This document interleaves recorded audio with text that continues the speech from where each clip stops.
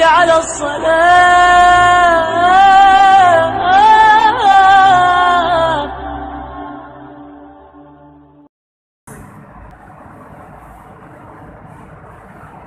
مومن کے دل میں دو کیفیتیں مختلف ہوتی ہیں.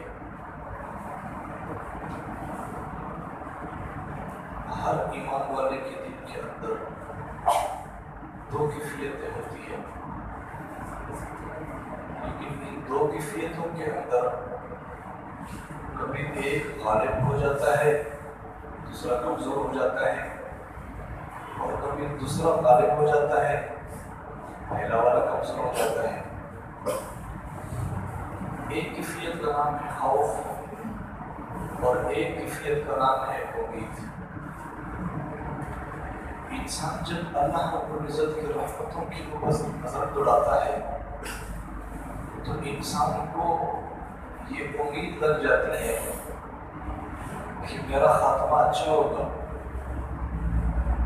لیکن جب اپنے گناہوں کے اوپر نظر ڈالتا ہے تو پھر انسان کو یہ خوف لاحق ہو جاتا ہے کہ پتہ نہیں میرا کیا بنے گا. ان دونوں کیفیات کو فرمایا کہ الایمان بین الخوف والرجاء. ایمان خوف اور امید کے درمیان ہوتا ہے.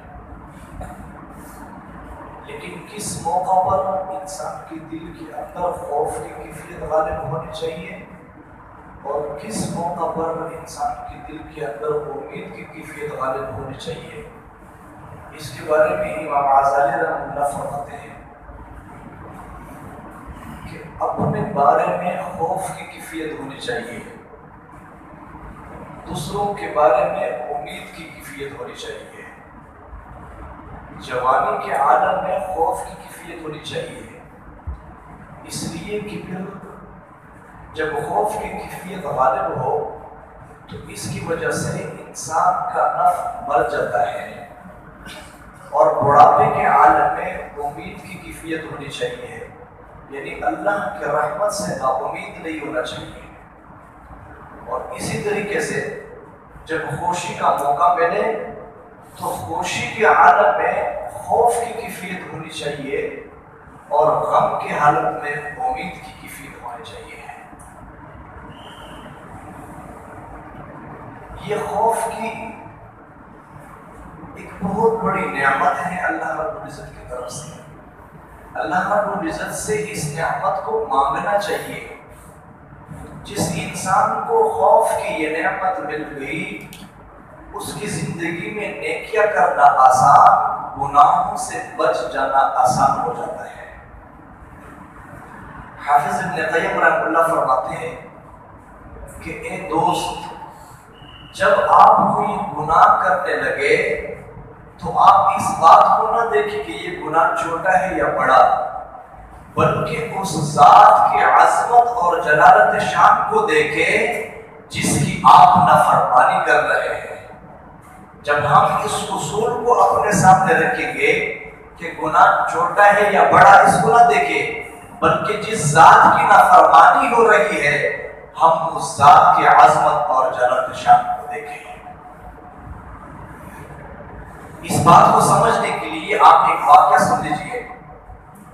بنی اسرائیل کے اندر ایک نوجوان تھے داموس رحمہ اللہ. ایک دفعہ اپنے بستی سے باہر نکل آئے تو سامنے پہاڑوں کے اوپر نظر ڈالی، دیکھا کہ خشک پہاڑ ہے تو ان کے دل کے اندر یہ بات پیدا ہو گئی، کیا ہی اچھا ہوتا اگر ان پہاڑوں کے اوپر سبزہ ہوتا، آبشاریں ہوتی، مزاریں ہوتی تو کیا ہی اچھا ہوتا. اسی وقت اللہ تبارک و تعالی نے الہام فرمایا، میرے پیارے آپ نے میری بندگی چھوڑ دی، اب آپ میرا مشیر بن گیا ہے، اب آپ کو میری تخلیق کے اندر کمیاں اور کوتاہیاں نظر آنے لگی. جب یہ الہام ہوا تو داموس رحمہ اللہ اسی وقت کہنے لگے کہ اے کریم پروردگار، اس وقت تک میں اپنے آپ کو سزا دیتا رہوں گا جب تک یہ بات واضح نہیں ہو جاتی کہ اللہ تبارک و تعالی نے میرے کمی اور کوتاہی کو معاف کر دیا، اس وقت تک میں اپنے آپ کو سزا دوں۔ اب اس نے اپنے دل کے اندر یہ تہیہ کر لیا کہ میں سزا اب اپنے آپ کو اس طور پر دوں گا کہ میں 24 گھنٹے روزے کی حالت میں رہوں گا، نہ کھانا کھاؤں گا نہ پانی پیوں گا، اسی طریقے سے بھوکا پیاسا رہ کر کے اس وقت تک رہوں گا جب تک اللہ تبارک و تعالی واضح طور پر مجھے یہ الہام نہیں فرماتے کہ اللہ پاک نے آپ کی اس گناہ کو معاف کر دیا۔ چنانچہ چند دن اسی طریقے سے گزر گئے تھے تو داموس رحمہ اللہ اپنے بستی سے کسی دوسرے بستی میں چلے گئے، اور جب یہ وہاں پہنچے تو اتفاق سے وہاں پر ایک تقریب منعقد ہو رہی تھی، تو یہ وہاں جا کے شامل ہو گئے۔ تھوڑی دیر کے بعد جا کے وہاں کھانا شانا لگا اور سب لوگ دسترخوان کے اوپر بیٹھ گئے، تو انہوں نے داموس رحمہ اللہ کو بھی کھانا کھانے کی دعوت دی، تو حضرت نے انکار کر دیا، بھائی میں کھانا نہیں کھاؤں گا۔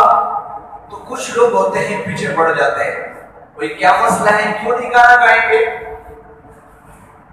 تو انہوں نے کہا بھائی میں نہیں کھانا کھاتا، میں نے اللہ کے حضور روزہ رکھا ہوا ہے۔ اب اس کی وجہ کیا ہے، کیوں آپ کھانا نہیں کھا رہے، روزہ کیوں رکھا ہے؟ تو حضرت کو مجبور کر کے وجہ بتانی پڑی، تو حضرت نے بتایا کہ بھائی اسی طریقے سے واقعہ ہوا ہے، اب میں اپنے آپ کو سزا کے طور پر میں نے روزہ رکھ لیا ہے، جب تک اللہ پاک مجھے معاف نہیں کریں گے اس وقت تک میرا روزہ رہے گا۔ تو کچھ نوجوان تھے وہ کہنے لگے کہ ارے یہ تو کوئی بڑا مسئلہ نہیں، یہ تو کوئی بڑی بات نہیں، ایسا کر لیتے ہیں کہ آپ کے اس گناہ کے اوپر جو عذاب ہے اس کو ہم بھگت لیں گے، لیکن آپ ہمارے ساتھ بیٹھ کر کے کھانا کھا لیں۔ اسی وقت اللہ پاک نے الہام فرمایا میرے بندے اس بستی سے نکل جائے۔ جب داموس رحمہ اللہ اس بستی سے نکلے، اللہ پاک نے اسی وقت اس بستی کے اوپر عذاب نازل فرمایا اور اس پوری بستی کو نیز نابود کر دیا اور زمین کے اندر دفنا دیا۔ تو میں عرض کر رہا تھا کہ حافظ ابن قیم رحمہ اللہ فرماتے ہیں کہ اے دوست آپ اس بات کو نہ دیکھیں کہ یہ گناہ چھوٹا ہے یا بڑا، بلکہ اس ذات کی عظمت کو دیکھے، اس کے جلال شان کو دیکھے جس کی آپ نافرمانی کر رہے ہیں۔ جب انسان اس طور پر اس اصول کو اپناتا ہے تو انسان کی زندگی سے گناہ چن چن کر کے دفع دور ہو جاتے ہیں۔ اس بات کو سمجھیے، ایک ہوتا ہے حزن، ایک ہوتا ہے خوف۔ حزن کہتے ہیں اندر کے غم کو، انسان اندر سے غمگین رہتا ہے۔ جس ماں کا بیٹا فوت ہو جائے تو وہ کئی دن تک کھانا نہیں کھاتی، اندر ایک غم ہوتا ہے، ایک درد ہے، ایک تڑپ ہے، بےقرار رہتی ہے۔ اس حزن کی وجہ سے وہ کھانا پینا چھوڑ دیتا ہے۔ بچہ امتحان میں فیل ہو جائے تو کھانا کھانے کو دل ہی نہیں کرتا۔ اور ایک خوف ہوتا ہے، حزن اندر کے غم کو کہتے ہیں اور خوف باہر کے ڈر کو کہتے ہیں۔ حزن کی وجہ سے انسان کھانا پینا چھوڑ دیتا ہے، لیکن خوف کی وجہ سے انسان گناہوں کو چھوڑ دیتا ہے۔ اس کے اوپر آپ ایک مثال سمجھ لیجیے۔ حدیث پاک میں آتا ہے الخوف یمنع عن الذنوب، جس سینے کے اندر اللہ کا خوف بیٹھ گیا وہ انسان گناہوں کی طرف لگ نہیں سکتا، وہ گناہوں کی طرف بڑھ ہی نہیں سکتا۔ بات کو مثال سے سمجھ لیجیے۔ اگر آپ کے سامنے کوئی بندہ ایک پلیٹ رکھے اور اس کے اندر 10 بسکٹ رکھے ہوئے ہیں اور آپ سے یہ کہا جائے کہ ان بسکٹوں کے اندر ایک بسکٹ ایسا ہے جس کے اندر زہر ملا ہوا ہے، لیکن آپ کو بتلایا نہیں جا رہا کہ کس بسکٹ کے اندر زہر ملا ہوا ہے، تو کیا آپ اس میں سے کسی ایک بسکٹ کو بھی اٹھا کر کے کھانا پسند کریں گے؟ ہرگز نہیں پسند کریں گے۔ کیوں؟ اس لیے کہ آپ کو اب خوف مانے ہو گیا کہ کہیں ایسا نہ ہو کہ جس بسکٹ کے اندر زہر ملا ہوا ہے میں اسی کو اٹھا کر کے منہ کے اندر ڈال دو۔ جس طریقے سے اس خوف کی وجہ سے ان زہریلا بسکٹ کھانے سے آپ کو اس خوف نے روک دیا، اسی طریقے سے جب دل میں اللہ کا خوف ہوگا وہ انسان گناہوں کی طرف کبھی چل کر جا ہی نہیں سکتا ہے۔ تو فرمایا کہ الخوف یمنع عن الذنوب، خوف کی وجہ سے انسان گناہوں سے روک جاتا ہے۔ اللہ تبارک و تعالی ہمارے سینوں میں خوف کی اس کیفیت کو، اس نعمت کو ہمیں عطا فرمائے۔ لیکن اس خوف کے 4 درجات ہیں۔ ایک ہوتا ہے عوام الناس کا خوف۔ عوام الناس بھی اعمال بھی کرتے ہیں، عبادات بھی کرتے ہیں، لیکن ڈرتے بھی ہیں، گناہوں سے بچتے ہیں۔ یہ عوام کا خوف کس درجے کا ہوتا ہے؟ پہلا درجہ یہ ہے عوام الناس کے خوف کا کہ وہ گناہ اس وجہ سے نہیں کرتے کہ اگر ہمارے گناہ کا پتہ چل جائے معاشرے کے اندر تو اس کی وجہ سے ہماری بدنامی ہوگی۔ شاگرد اس وجہ سے گناہ نہیں کرتا کہ اگر استاد کو پتہ چل جائے تو ڈنڈے لگیں گے۔ بچہ اس لیے گناہ نہیں کرتا کہ اگر باپ کو پتہ چل گیا تو باپ کی طرف سے مار پٹائی پڑے گی۔ یہ ہے عوام الناس کا خوف کہ خوف مخلوق الہی کا لاحق ہو گیا ہے۔ گناہ تو وہ کر بیٹھیں گے، جب وہ کبھی موقع ملے گا گناہ کریں گے، لیکن خوف اس وجہ کا ہے کہ اگر گناہ کر لیا، کسی کو پتہ چل گیا، یا تو مار پڑے گی یا پھر معاشرے کے اندر بدنامی ہو جائے گی۔ یہ عوام الناس کا خوف ہے۔ اور ایک ہے صالحین کا خوف۔ صالحین اعمال بھی کرتے ہیں، عبادات بھی کرتے ہیں، ذکر اذکار بھی کرتے ہیں، لیکن اس کے باوجود بھی ان کے دل میں اللہ کا خوف ہوتا ہے۔ یہ دوسرے درجے کا خوف ہے۔ ان کا خوف یہ ہوتا ہے کہ ہم نے جو اعمال کر لیے، جو معمولات عبادات کر لیے، پتہ نہیں اللہ پاک کے ہاں قبول ہے کہ نہیں۔ وہ اعمال کرتے ہیں، ذکر اذکار کرتے ہیں، اللہ کو یاد کرتے ہیں، لیکن خوف اس بات کا ہے کہ پتہ نہیں ہماری عبادات اللہ کے ہاں قبول ہے کہ قبول نہیں ہے۔ اس بات کو مثال سے سمجھ لیجئے۔ ایک بچی کی شادی ہو رہی ہے، سہیلیاں آئی اور اس بچی کو تیار کر دیا، خوب بن سنور کر تیار ہو گئی۔ اب سہیلیاں کہہ رہی ہے کہ آپ بہت خوبصورت لگ رہی ہے، اب بہت اچھی لگ رہی ہے، لیکن تھوڑی دیر کے بعد ان کے آنکھوں سے آنسو جاری ہو جاتی ہے۔ سہیلی پوچھتی ہے بھئی آپ کیوں رو رہی ہے؟ کس بات کا رونا ہے؟ آپ اتنی بہترین تیار ہو گئی۔ کہا میرے دل میں خیال یہ آیا کہ تم لوگ تو میری تعریف کر رہی ہیں کہ میں اچھی بن گئی، خوبصورت لگ رہی ہو، لیکن جس کے لیے میں بن سنور کر جا رہی ہو ان کی خدمت میں جا کر کے اگر ان کو پسند نہ آئی تو پھر میرا یہ حسن کس درجے کا ہے۔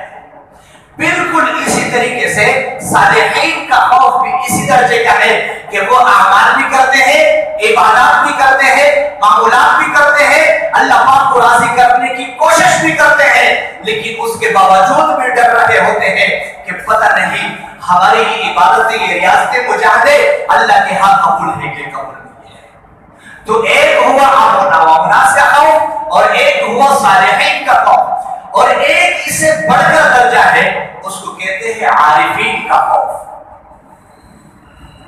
عارفین کا خوف کا مطلب یہ ہے کہ جو عارف لوگ ہوتے ہیں، اللہ پاک کی عظمت اور جلال کو پہچانتے ہیں، وہ بھی اللہ پاک کی عبادت کرتے ہیں، معمولات کرتے ہیں، لیکن ان کے دل میں اللہ پاک کا خوف ہوتا ہے۔ اس کے اوپر امام اعظم ابو حنیفہ رحمہ اللہ کے واقعہ سن لیجیے۔ امام اعظم ابو حنیفہ رحمہ اللہ پاک کی اتنے ولی شخصیت ہے، 40 سال تک عشاء کی وضو سے فجر کی نماز پڑھی ہے، اتنے اللہ کے حضور عبادت کی ہے، لیکن جب زندگی کا آخری موقع آیا، حج پر تشریف لے گئے، خانہ کعبہ کے سامنے کھڑے ہیں، 2 رکعت کے اندر پورا اللہ کا کلام سنایا، اب بیٹھ کے آنسو بہا رہے ہیں اور رو رہے ہیں اور فرما رہے ہیں ما عبدنا حق عبد، اے میرے پروردگار، اے میرے کریم پروردگار، آپ کی عبادت کی ہے لیکن اس درجے کا حق ادا نہیں کر سکا جس درجے کا حق مجھے کرنا چاہیے تھا۔ یہ عارفین کا خوف ہے کہ اعمال بھی کر رہے ہیں، معمولات بھی کر رہے ہیں، لیکن اس کے باوجود بھی اللہ کا خوف ہے، آہوزاریاں کر رہے ہیں، رو رہے ہیں، گڑ گڑا رہے ہیں کہ اللہ عبادت تو کی ہے لیکن اس درجے کا حق ادا نہیں کر سکا جس درجے کا حق ادا کرنا چاہیے تھا۔ اور ایک درجہ اس سے بھی اوپر ہے، اسے کہتے ہیں کاملین کا خوف۔ کاملین کا خوف، یہ بھی اعمال کرتے ہیں، عبادات کرتے ہیں، لیکن یہ اللہ رب العزت کے صمد ہونے کے حیثیت سے ڈر رہے ہوتے ہیں۔ انہیں پتہ ہوتا ہے کہ بارہ بغور نے 400 سال عبادت کی تھی، لیکن اللہ پاک کو جب پسند نہیں آیا، ان کی 400 سال کی عبادت کو ٹکرا کر کے جہنم کے فیصلے کر دیے۔ وہ عبادت بھی کرتے ہیں لیکن اللہ پاک سے ڈر رہے ہوتے ہیں کہ وہ بے نیاز ذات ہے۔ پوری دنیا کے انسان اللہ کے حضور سجدہ کرنے میں گر جائے، اللہ پاک کے عظمت میں کوئی بڑائی میں کوئی اضافہ نہیں کر سکتے۔ ساری دنیا کے انسان اللہ کے نافرمان بن جائے، اللہ رب العزت کے بڑائی میں کوئی کمی نہیں لا سکتے۔ وہ سمجھ ذات ہے، بے نیاز ہے، جس کے لیے چاہے قبول کر لیتا ہے اور جس کو چاہے ٹھکرا دیتا ہے۔ اور عیسیٰ علیہ السلام کے ساتھ ایک نوجوان عبادت گزار دن بھر روزہ رکھتا ہے، رات بھر نفلیں پڑھتا ہے اور وقت کے نبی کے ساتھ شانہ بشانہ سفر پر نکلتا ہے۔ لیکن ایک دفعہ دیکھا کہ پیچھے سے ایک عاصی، ایک گنہگار شخص آیا اور حضرت عیسیٰ علیہ السلام سے کہنے لگے کہ حضرت ہم جس راستے سے جا رہے ہیں یہ عاصی، یہ گنہگار بھی ہمارے پیچھے آ رہے۔ تو حضرت عیسیٰ علیہ السلام فرمانے لگے ارے چھوڑ دو ان کو۔ یہ بات کہی اسی وقت اللہ تبارک و تعالی نے وحی نازل فرمائی اور انہوں نے ایک دعا مانگی اس عابد نے، یا اللہ کل قیامت کا دن ہو، مجھے اس گنہگار کو جنت میں اکٹھا نہ کرنا۔ اب یہ گنہگار جن کو صرف اور صرف اللہ کی رحمت کے اوپر نظر ہے اور اپنے گناہوں کا بوجھ ان کے قلبوں کے اوپر ہے، دعا مانگ رہے ہیں اللہ یہ کیسے نیک لوگ جا رہے ہیں، آج میں بھی نیکی اور تقوی کے راستے پر ہوتا تو ان کے قریب ہوتا، اللہ مجھے معاف کر دے۔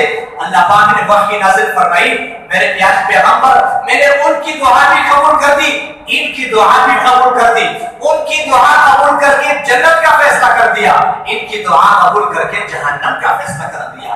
ان کو نظر دی اپنے عبادات کے اوپر، اپنے اعمال کے اوپر، اور ان کو نظر دی اللہ کی رحمت کے اوپر۔ تو میں عرض کر رہا تھا کہ کاملین کا خوف یہ ہے کہ انہیں پتہ ہوتا ہے کہ اللہ رب العزت بے نیاز ذات ہے۔ جب اس کی نظر بڑھے کسی کو اونچا کر دے اور جب نظر ہٹ جائے کسی کو نیست نابود کر دے، اسے کوئی پوچھنے والا نہیں۔ تو خوف کے یہ چار درجات ہے، اللہ تبارک و تعالی ہمیں سب نصیب فرمائے۔ امام حسن بصری رحمہ اللہ کے دن میں اس قدر اللہ پاک کا خوف ہوتا تھا، جب وہ چل کر آتے تھے تو ایسا لگتا تھا کہ اب جا کے اپنے والد صاحب کو دفن کر کے آ رہے ہیں، اور جب بیٹھتے تھے اس قدر اللہ کا خوف سینے میں ہوتا تھا کہ پتہ چلتا تھا کہ یہ کوئی مجرم ہے جس کے پھانسی کا حکم ہو چکا ہے۔ بھائیو، حضرت عمر رضی اللہ تعالی عنہ نبی علیہ السلام نے جس کے بارے میں فرمایا اگر میرے بعد کسی پیغمبر نے دنیا میں آنا ہوتا تو اللہ تبارک و تعالی نبوت کی اس تاج کو اس شخصیت کے سر پہ رکھتے۔ اتنی عظیم شخصیت ہے، لیکن خود کہہ رہے ہیں، خود فرما رہے ہیں کہ مجھے اللہ پاک سے اس قدر خوف ہے میرے سینے میں، اگر کل قیامت کا دن ہو اللہ پاک اس بات کا اعلان کر دے ساری دنیا کے انسان جنت میں جائیں گے، ایک شخص جہنم میں جانے والا ہے، تو مجھے اس سینے کے اندر اپنے پروردگار کا اس درجے کا خوف ہے کہ مجھے اس بات کا یقین ہے کہ وہ ایک شخص جہنم میں جانے والا بے ہوگا۔ اس قدر اللہ پاک سے ڈر رہے ہیں۔